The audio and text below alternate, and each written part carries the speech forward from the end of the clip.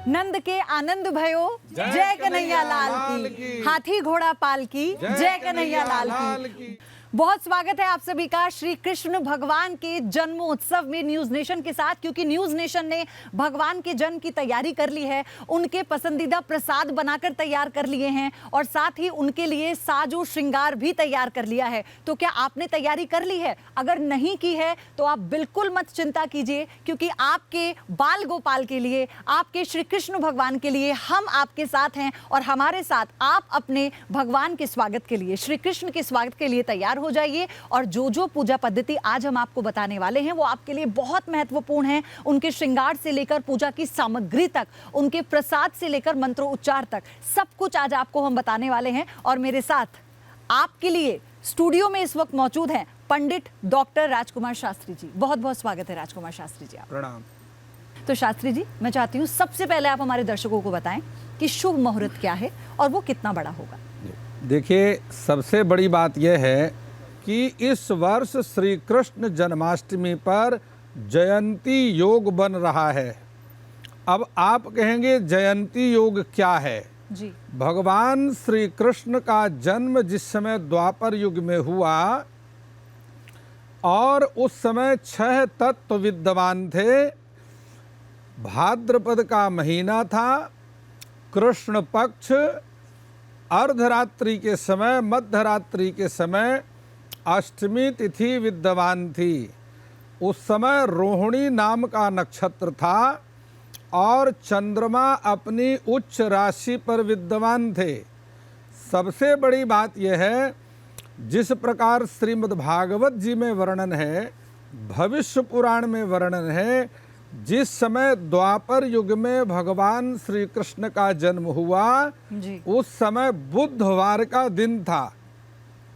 संयोगवश इस वर्ष 6 तारीख को वह सारे 6 तत्व विद्यमान हैं, जिससे जयंती नाम का योग बनता है। जब जयंती योग में साधक भगवान श्री कृष्ण की प्रसन्नता के लिए व्रत करते हैं, भगवान श्री कृष्ण के मंत्र का जप करते हैं, उन मंत्रों को, उस व्रत को भगवान श्री कृष्ण स्वयं स्वीकार करते हैं जी। और उस मंत्र और व्रत से साधक को भगवान श्री कृष्ण की प्रसन्नता प्राप्त होती है। हम जब किसी भी पूजा की शुरुआत करते हैं तो उसकी शुरुआत उसकी सामग्री से होती है और सबसे महत्वपूर्ण है किसी भी पूजा को सफल बनाने के लिए, उसके सार्थक फल के लिए, कि वो सामग्री क्या हो। दर्शकों को मैं बतलाना चाहता हूँ, सबसे महत्वपूर्ण भगवान श्री कृष्ण की जन्माष्टमी में खीरा होता है।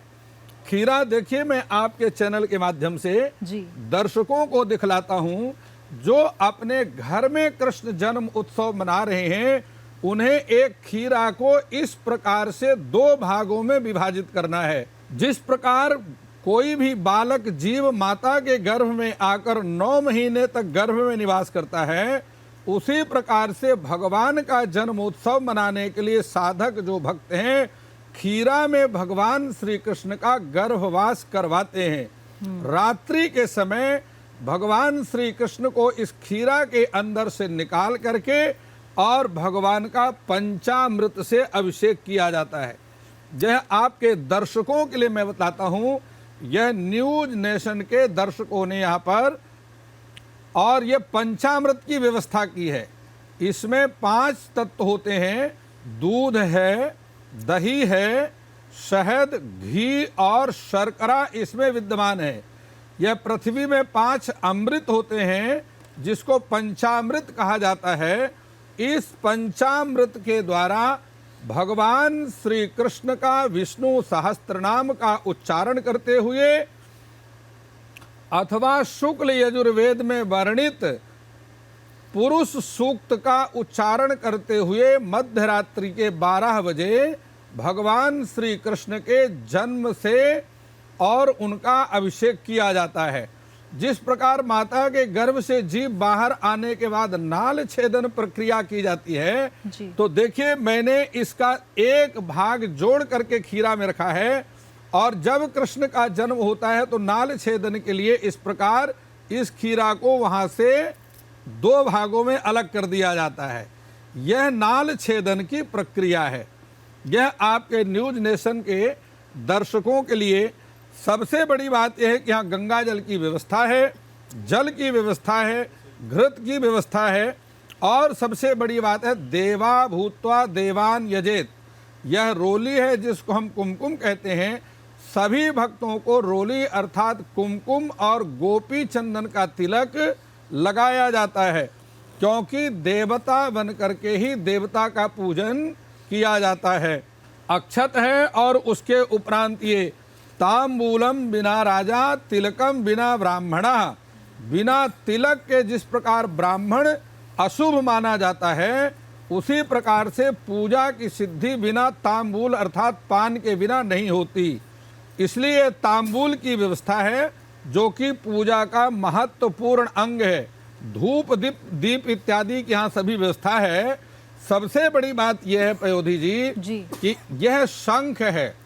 शंख कई प्रकार के होते हैं, लेकिन इसमें दक्षिणावर्ती शंख जो कि दाहिने हाथ की तरफ से खुलता है, वामावर्ती शंख जो कि बाएं हाथ की तरफ से खुलता है, और मध्यमावर्ती शंख जो कि मध्य से खुलता है। यह भगवान श्री कृष्ण की पूजा का प्रमुख अंग है।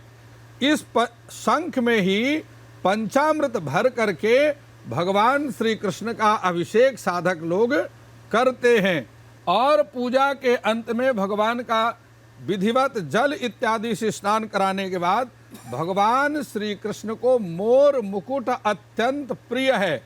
इसलिए यह वस्त्र धारण करने के बाद मोर मुकुट भगवान को धारण कराया जाता है, क्योंकि भगवान का जो शरीर है वह पंच तत्वों से नहीं बनता।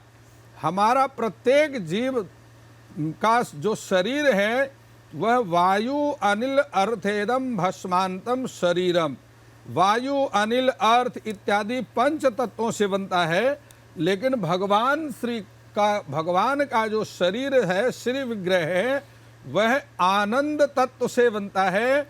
इसलिए ना उनकी मृत्यु होती है और ना ही कृष्ण का जन्म होता है।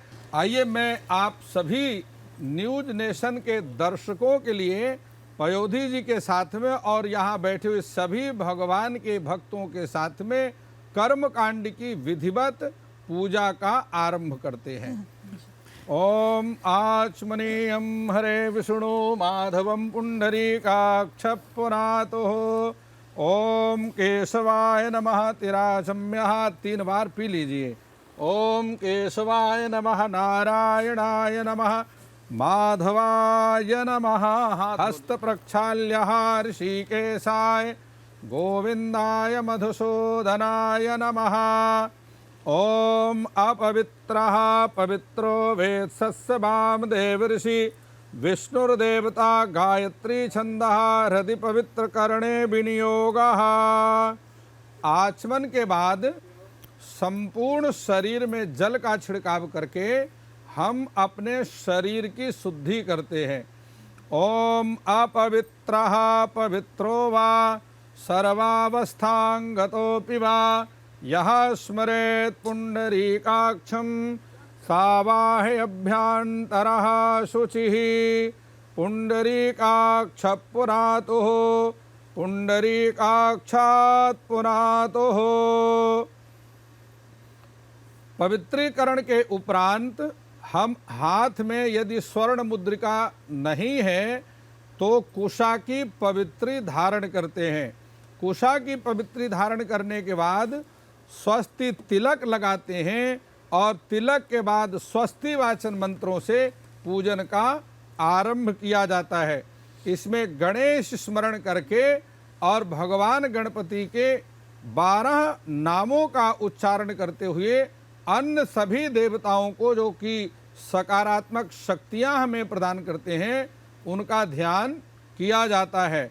उसे हम स्वस्ति वाचन कहते हैं। ओम स्वस्ति नः इंद्रो वृधस्रवाः स्वस्ति नः पूषा विश्ववेदाः स्वस्ति नस्तार्क्ष्यो वारिष्ठनेमिः स्वस्ति नो बृहस्पतिर्दधातु। भगवान श्री कृष्ण के चरणों में अर्पण कर दीजिए। भगवान श्री कृष्ण का जन्म उत्सव मनाने के लिए सर्वप्रथम भगवान गौरी गणेश का पूजन किया जाता है। इसके बाद नवग्रहों का पूजन किया जाता है। उसके बाद चतुष्षष्ठी योगिनी, सप्तघृत मातृका, षोडश मातृका का पूजन करने के बाद पंचलोकपाल और 10 दिक्पालों का पूजन करके कलश के मध्य में सभी तीर्थों का और वरुण देवता का पूजन किया जाता है। पूजन को आरंभ करने से पहले संकल्प किया जाता है। संकल्प में अपने नाम और गोत्र का उच्चारण अवश्य करना चाहिए। ओम विष्णुर्विष्णुर्विष्णुः श्रीमद्भगवतो महापुरुषस्य विष्णोराज्ञा प्रवर्तमानस्य अद्य श्री ब्राह्मणो अन्यद्वितीये पारार्धे। देखिए, संकल्प को आरंभ करने से पहले 3 बार विष्णु विष्णु विष्णु ऐसा उच्चारण किया जाता है। उस समय मास का नाम लेना चाहिए। भाद्रपद मासे शुभे कृष्ण पक्षे अष्टमीयाम, विशेषतः श्री कृष्ण जन्माष्टमीयाम शुभ तिथौ अपने गोत्र का नाम उच्चारण किया जाता है। गोत्र उसे कहते हैं जिन ऋषियों की हम संतान हैं। हम सभी ऋषियों की संतान हैं, इसलिए हम अपने उस मूल ऋषि के नाम का उच्चारण करके उसको हम गोत्र कहते हैं। उसके बाद अपने नाम का उच्चारण किया जाता है और श्रुति स्मृति पुराणोक्त फल वाप्ति कामः धर्म अर्थ काम मोक्ष चतुर्विधि पुरुषार्थ सिद्ध्यर्थम भगवान श्री कृष्ण जन्माष्टमी व्रत कर्म, भगवान श्री कृष्ण जन्मोत्सव कर्म अहम करिष्यामि चा। इस प्रकार से यह संकल्प की पूर्ति होती है। पायाः पृथिव्यां पायोः देशो पायोः दिव्यांतरिक्षे पायोधाः पायस्वतीः प्रदेशाः सन्तु मह्यं मा। पयः स्नानं समर्पयामि। पयः स्नानान्ते पुनः शुद्ध जलं समर्पयामि। शुद्धवालः सर्वशुद्धवालो मणिवालस्त्वमाश्रिताः शुद्ध जलं समर्पयामि। भगवते नमो भगवते वासुदेवाय। ओम नमो भगवते गोविंदाय। गंधाक्षत पुष्पाणि समर्पयामि। अब हम तुलसी दल भगवान का तुलसी अर्चन करेंगे। एक एक आप चढ़ाते रहेंगे। ओम तद विष्णु परमं पदं सदा पश्यन्ति सूर्यः दिवीव चक्षुरा तदं तद विप्रासो विपन्नवे जग्रवे गं समन्धन्ते विष्णोर्यत् परमं पदं सुगंधिवल्ली शतपत्र जाति सुवर्ण चंपादिकुलोद्भवानि ग्रहाण देवेश मयार्पिताति प्रभो हरे श्री तुलसी दलानि तुलसी दलं समर्पयामि। भगवते गोविंदाय नमः।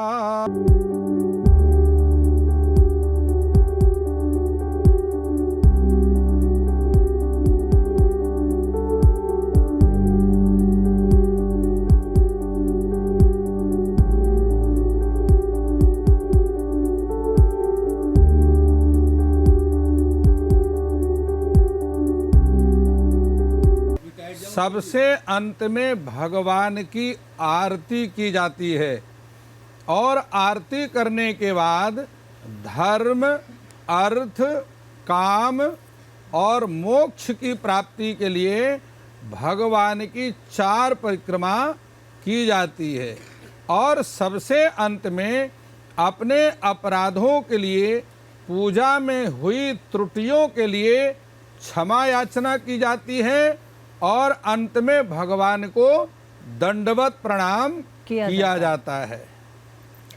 बहुत बहुत धन्यवाद आपका शास्त्री जी हमारे साथ जुड़ने के लिए और हमारे न्यूज़ नेशन के दर्शकों को पूरी पूजा पद्धति इतनी सरलता से विस्तार से बताने के लिए। तो फिर आखिर में यही बचता है कि कृष्ण जब जन्म ले लेते हैं और सज धज के आपके घर में विराजमान हो जाते हैं तो आप भी उन्हें ऐसे ही निहारते हैं जैसे इस वक्त हमारा पूरा स्टूडियो कृष्ण भक्ति में सराबोर हो चुका है। आप सभी को भी जन्माष्टमी की ढेरों शुभकामनाएं।